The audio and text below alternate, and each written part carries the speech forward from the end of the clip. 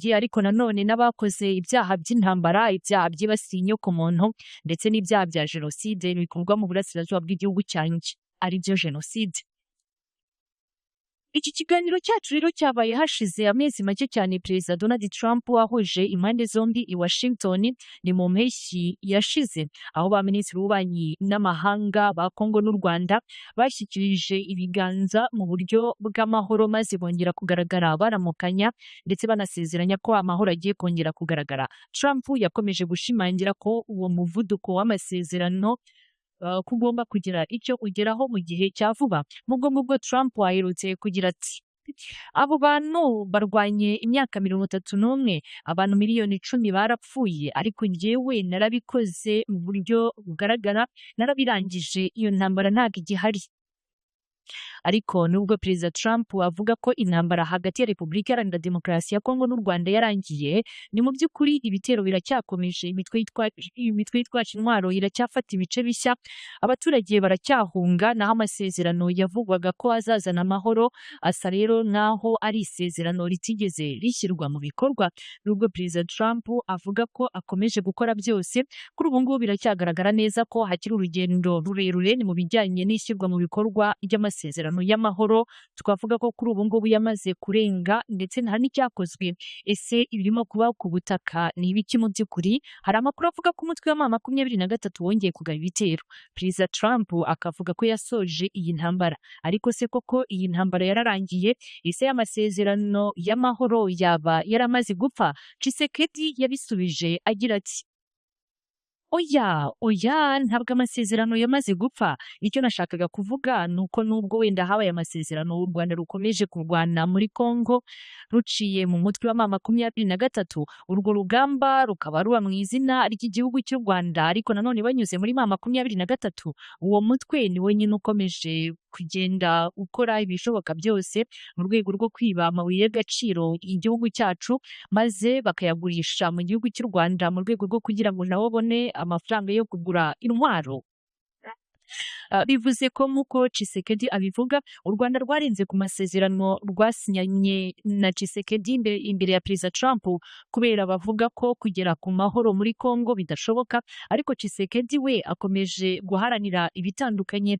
Igihugu cya Tshisekedi ni igihugu cyahuye n'amateka y'ihindagurika bikajyana n'akarengane, cyakomeje kwamburwa umutungo n'abanyamahanga ni mu gihe cy'imyaka myinshi. Ni nayo mpamvu Perezida Tshisekedi ashaka ko amasezerano y'ubufatanye na Amerika yaba agamije kubona umutekano n'iterambere, ariko nanone akemera ko Amerika ibona uburyo bwo kubona ayo mabuye y'agaciro ku buryo bwemewe kandi bwungukira impande zombi. Ibi byose biraba mu gihe hari umwuka w'ubushyamirane ukomeje kuzamuka hagati ya Leta Zunze Ubumwe za Amerika n'Abashinwa. Ibihugu byombi bifite inyungu nyinshi cyane mu mabuye y'agaciro ya Kongo, cyane cyane ajyana na koruta. Ese nyakubahwa Perezida Tshisekedi, mwumva mushobora kubona amasezerano meza kurusha na Leta Zunze Ubumwe za Amerika uko zibyifuza? Yego rwose, twizera ko nituramuka duhaye Leta Zunze Ubumwe za Amerika ayo mabuye y'agaciro ajyana na koruta, ko natwe nyine tuzabona umutekano usesuye, ko Leta Zunze Ubumwe za Amerika zizadufasha rwose kongera kugira umutekano ndetse no guhagarika iyi ntambara mu buryo bwa burundu. Bitandukanye n'abayobozi bamubanjirije, Tshisekedi yahisemo gukomera ku nyungu za Kongo ni mu masezerano n'Ubushinwa, aho yahinduye amasezerano menshi cyane mu by'ubucuruzi byatumye Beijing ifata byinshi cyane mu nyungu zayo. Ni nayo mpamvu Washington ibona ko icyo ari cyo gihe cyiza cyo gufata ayo mahirwe kugira ngo ibone ubufatanye bushya butari ubwa China ni mu bijyanye n'ayo mabuye y'agaciro akomeje kugaragaza ko ariyo azagena ejo hazaza h'isi ya none. Passer avec eux parce que c'était pas du win-win. That's why Washington hopes to seize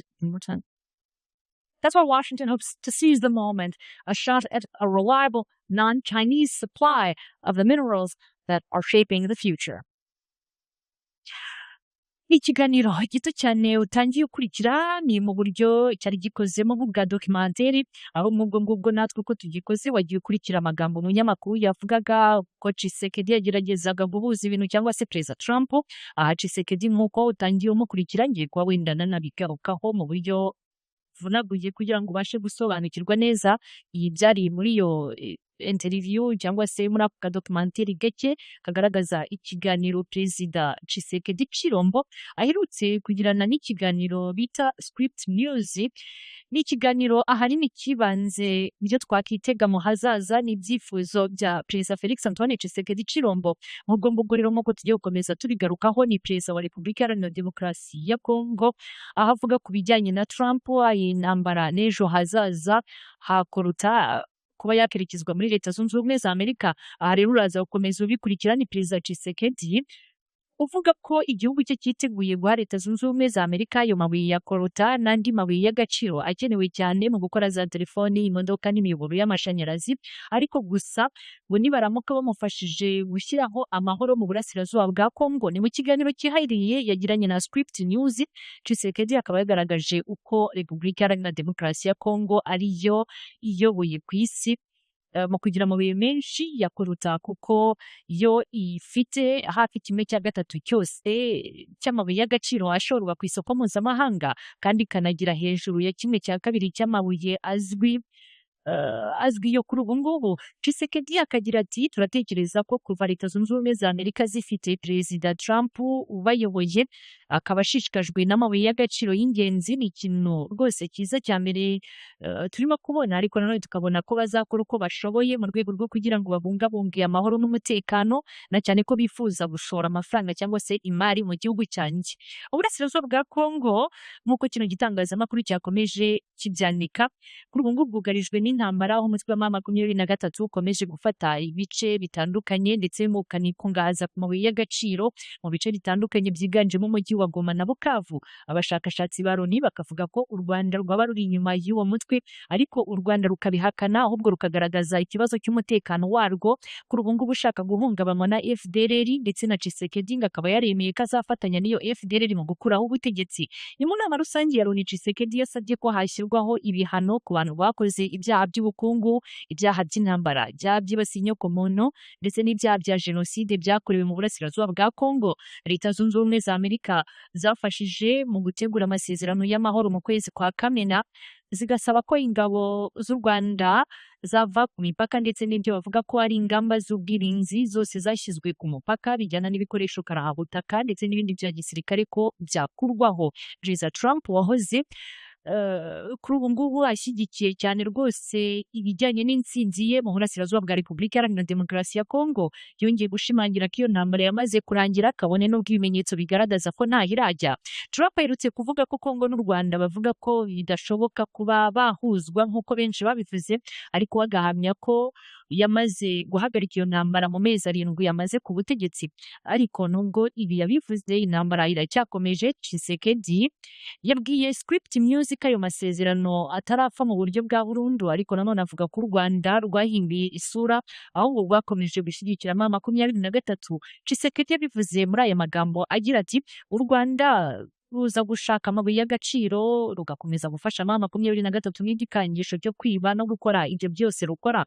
Niko Tshisekedi yavuze. Kuri we inzira ijya mbere irasobanutse. Amerika ishobora kudufasha kugarura umutekano mu burasirazuba bwa Kongo no gushora imari mu nganda zikora ibikoresho hano iwacu, ntituzongere kuba igihugu gicukura gusa, ahubwo tukaba noneho n'igihugu gitunganya ayo mabuye y'agaciro, cyangwa se tukanageza ku isoko yamaze gutunganywa.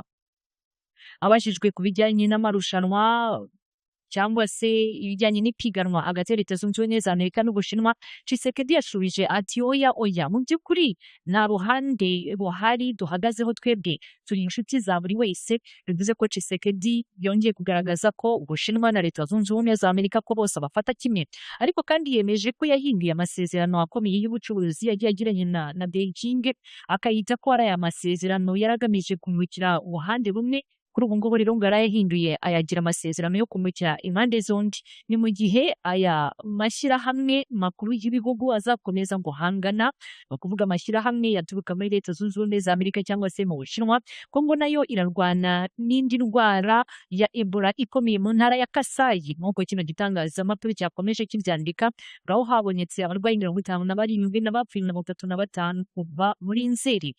Tshisekedi yavuze ko Amerika yakunze kugira ubuhaye bikomeye cyane mu guhangana na Ebola ariko ubu ngo yarabigabanyije cyane bijyanye n'uko yahagaritse inkunga. K'ibyo rero ngo kuko byifashe rijyanye n'iyo interview yagiranye n'icyo gitangazamakuru Script News cyangwa se ako ka documentary gato cyane tugerageje kuba twagusobanurira kugira ngo wumve ibikubiye muri icyo kiganiro, aho Perezida Tshisekedi bigaragara neza ko yiteguye kongera gusheta amabuye y'agaciro yiganjemo koruta kugira ngo abone umutekano wa Leta Zunze Ubumwe za Amerika, ariko benshi bakamushinja kuba uyu mugabo yihinduka ndetse akaba akomeje gushyira imbere ibijyanye n'intambara wo gushyira imbere amasezerano n'ibiganiro, dore ko nk'uko mwakomeje kubikurikira ku munsi w'ejo, Tshisekedi n'ubundi yongeye kwanga ibijyanye no gushyira umukono ku masezerano y'ubukungu hagati ye n'igihugu cy'u Rwanda, ibyo benshi baheraho bagaragaza ko n'ubundi amahoro kugira ngo azaboneke bizagorana cyane kuri iyi ngoma ya Tshisekedi.